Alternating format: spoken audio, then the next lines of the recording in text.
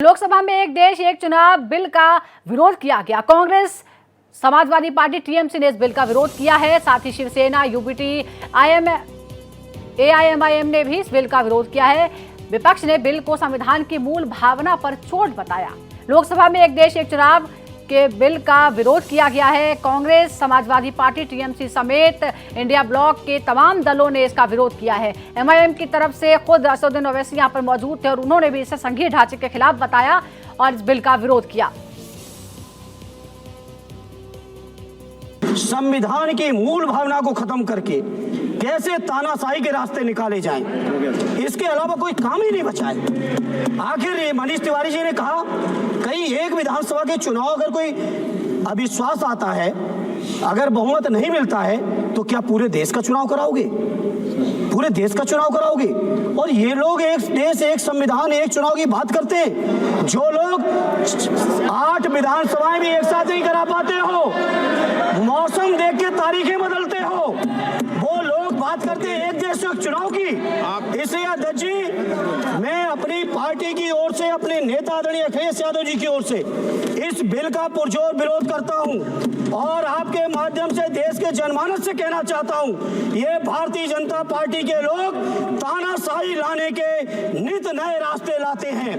दो जो कानून है, constitutional amendment 129 constitutional amendment act और the bill to further amend government of union territories act 63, national capital territories 91, Jammu Kashmir reorganisation act 2019, ये दोनों कानून संविधान और नागरिकों के वोट देने के जो उनकी संवैधानिक अधिकार है उस पर आक्रमण है और इसका हम पुरजोर विरोध करते हैं। आज इस बिल के द्वारा आदरणीय राष्ट्रपति जी को ज्यादा शक्ति दिया गया है कि वो अपने सुपरिंटेंडेंट से एक नए 82A के द्वारा अब वो विधानसभाओं को भंग कर सकती है। ये एक्सेसिव पावर इस बिल में चुनाव आयोग को भी दिया गया है और राष्ट्रपति जी को भी दिया गया है। बिल का विरोध करते हैं, इस बिल को जेपीसी में भेजा जाए।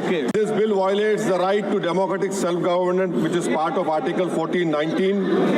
And if a legislative assembly is dissolved, sir, and midterm elections are conducted, the tenure of that assembly will not be for 5 years, sir. This in itself is a violation of parliamentary democracy, which envisages a tenured legislature.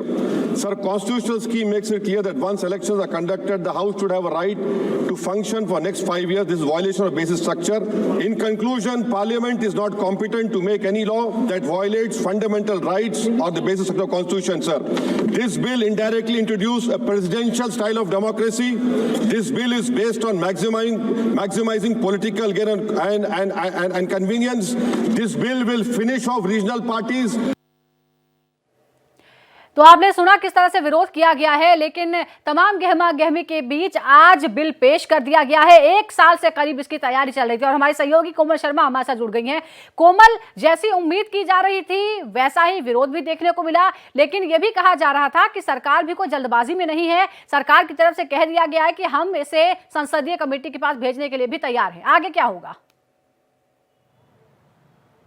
बिल्कुल, देखिए, आज जिस तरीके से जब ये bill पेश किया केंद्रीय कानून मंत्री अर्जुन राम मेघवाल ने, तो हंगामा हुआ जैसा कि उम्मीद थी पक्ष विपक्ष में। उसके बाद पहली बार ये नई संसद में इलेक्ट्रॉनिक वोटिंग करवाई गई, उसके बाद उसका भी कुछ सांसदों ने विरोध किया, तो उसके बाद पर्ची से भी मतदान कराया गया। उसके बाद पक्ष में जो पड़े 269 जो है पक्ष में पड़े और 198 जो है वो विपक्ष में पड़े। लेकिन अब देखिए, अब इसको आज ही या कल में जो है लोकसभा में जेपीसी के प्रस्ताव रखा जाएगा और उसके बाद इसके एक दो दिन में जेपीसी गठन के लिए जो है वो अध्यक्ष को चुनाव होगा। जेपीसी गठित करी जाएगी, उसके बाद अध्यक्ष का चुनाव होगा और उसके बाद जेपीसी जो है आगे की कार्रवाई जो है वो करेगी, अन्य दलों से बात करेगी और जो कई अन्य जो माहिर हैं, विशेषज्ञ, उनसे बात करेगी। और अगर लगता है कि अभी और वक्त चाहिए तो आगे जो है आगे आगे के लिए और वक्त मांगेगी। हालांकि ये बहुत अभी बात की बात है, लेकिन अभी तक यही है कि जेपीसी के लिए इसको अब भेजा जाएगा। लेकिन जिस तरीके से लगातार देखा जा रहा है कि चाहे सपा की बात हो, कांग्रेस की बात हो, कई विपक्षी दल जो है इसके विरोध में है। 35 पार्टियां शुरुआत से ही इसके विरोध में थी। हालांकि जब समिति द्वारा इसको कैबिनेट में सौंपा गया था तो उसके बाद ये प्रधानमंत्री नरेंद्र मोदी ने खुद कहा था कि इसे जेपीसी में भेजा जाना चाहिए।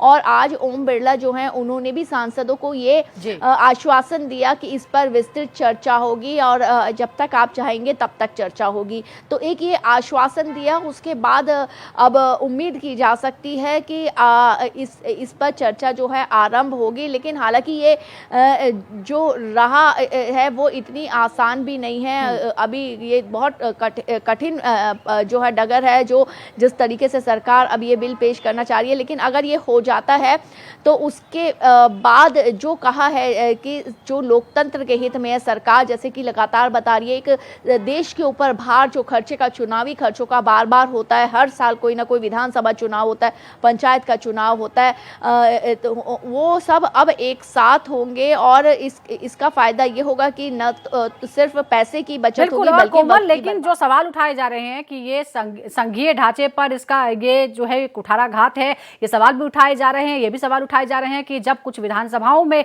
एक साथ चुनाव नहीं करा पाते तो फिर पूरे देश में कैसे होगा। कोमल, देखिए ये एक अच्छी पहल है कि संविधान पर चर्चा हो रही है, लेकिन सही भावना में संविधान का सम्मान सिर्फ चर्चा से नहीं होगा, बल्कि उससे होगा कि सत्ता पक्ष या विपक्ष उसका पालन कितना करते हैं, उस पर एक्शन कितना लेते हैं।